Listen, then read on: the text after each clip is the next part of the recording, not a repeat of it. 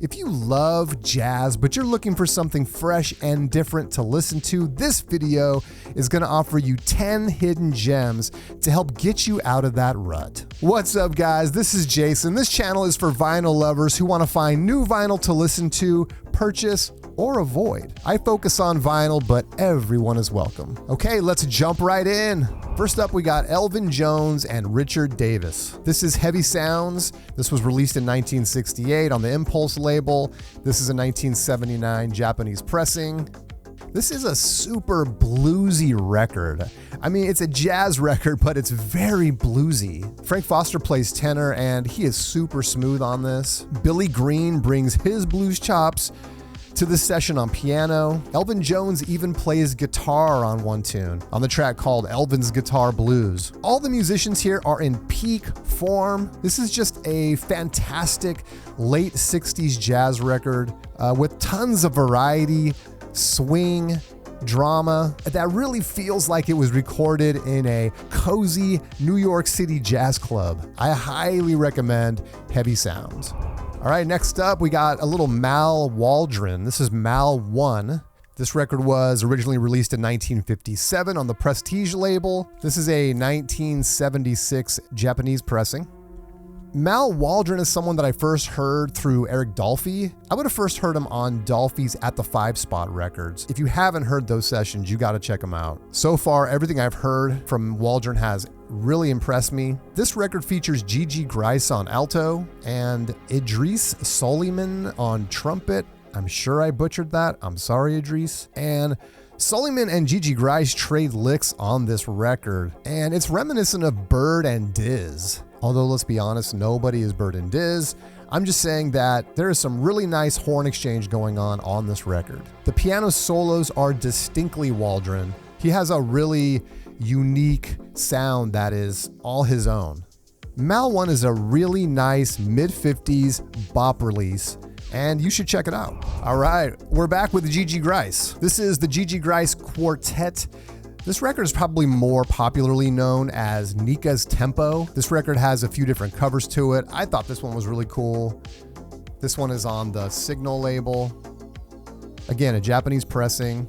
So check this out. Side 1 features Horace Silver on piano, and side 2 features Thelonious Monk. Side 2 is actually dominated by 3 previously unrecorded Monk compositions. The lineup on side 2 is actually the same lineup that appears on Thelonious Monk Plays, with the addition of Gigi Grice. The only reason this didn't become a full-length Monk album is because of contractual reasons. But apparently nothing in Monk's contract precluded him from appearing as a sideman. So this is what we get. In fact, these are the only original compositions Monk recorded for release in 1955.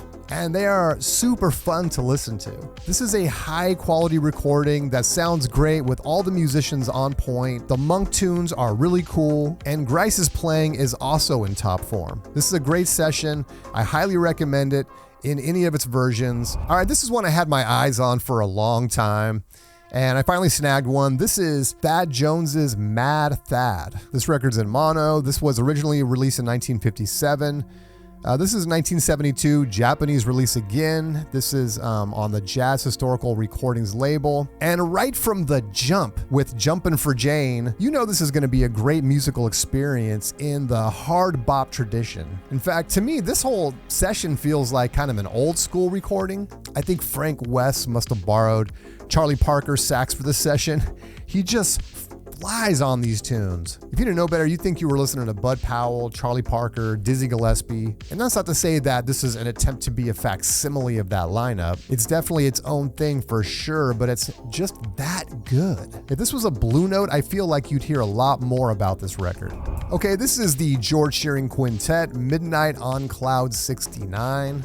And this is actually a record that features George Shearing and Red Norvo. So why is this called Midnight on Cloud 69?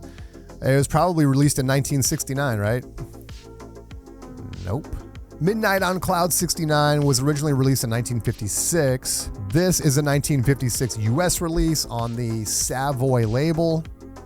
And this is definitely a cool jazz record. George Shearing and Red Norvo sound really nice on this record. There's something about the way the piano and vibes sync up on tunes like Sorry Wrong Rumba that just rubs me the right way. This record heavily features piano, vibes, and guitar. I'm not even sure there's a horn anywhere on it. I'm pretty sure there's not a horn on this whole record, but I just love it. I think it's different. Some of the tunes might remind you of early Nat King Cole's trio with the addition of vibes. And I think it has a great sound even today. Another record that I don't think gets enough love, Midnight on Cloud 69. All right, next up we got Montgomery Land. This was originally released in 1960. This is a 1978 Japanese pressing, surprise, on the Pacific Jazz label. And this is considered cool jazz, I guess. Again with the guitar, this time it's Wes Montgomery.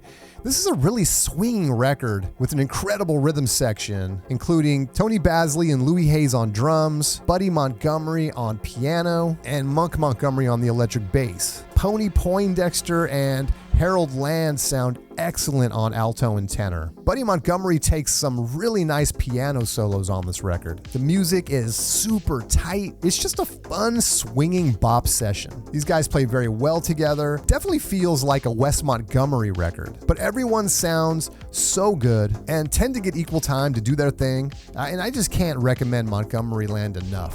All right, we got 4 records to go. This is Count Basie live at the Sands. This is a 2013 Mobile Fidelity Sound Labs pressing, and this is going to be big band swing music.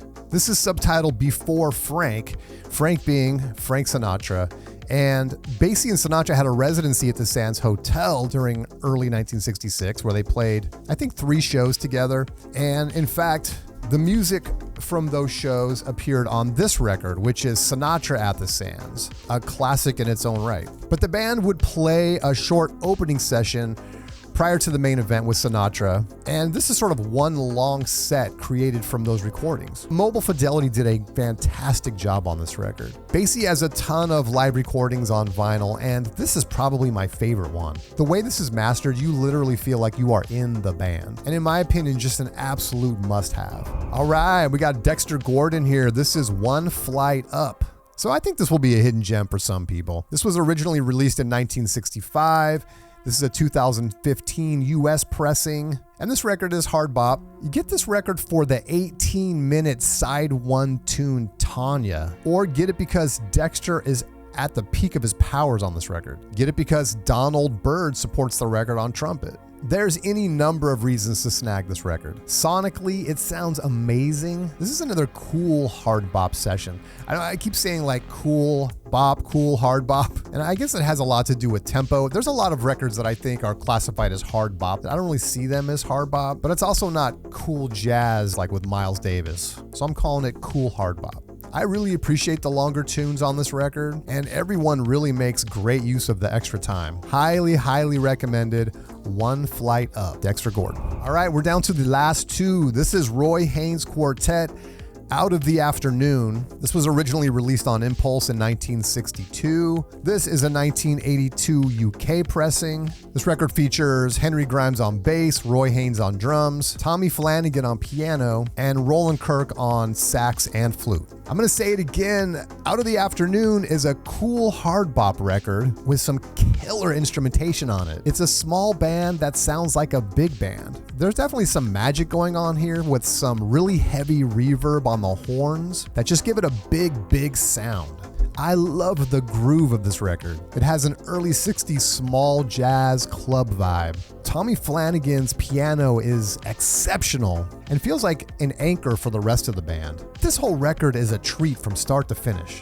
Out of the Afternoon. All right, so thank you for making it to the end. This is Johnny Griffin, Volume 2, also known as, or better known as, a blowing session. And in a way, I saved the best for last. This is not going to be a hidden gem for some people, but for those unfamiliar with this record, you are in for a treat. Johnny Griffin, Volume 2 was originally released in 1957 on Blue Note. This is a 1983 French pressing. And this record is a no-brainer for any jazz enthusiast. It features 3 magnificent tenors: the underrated Johnny Griffin, Hank Mobley, and John Coltrane. If that's not enough for you, Lee Morgan is on trumpet duty, Wynton Kelly is on piano, Paul Chambers plays bass, and the incredible Art Blakey's on drums. This is just a killer session, and this is hard bop at its best. Griffin's speedy Charlie Parker-like lines are impeccable. There's some great Lee Morgan trumpet featured on here as well, but most of the solos are reserved for the tenors, which is a good thing.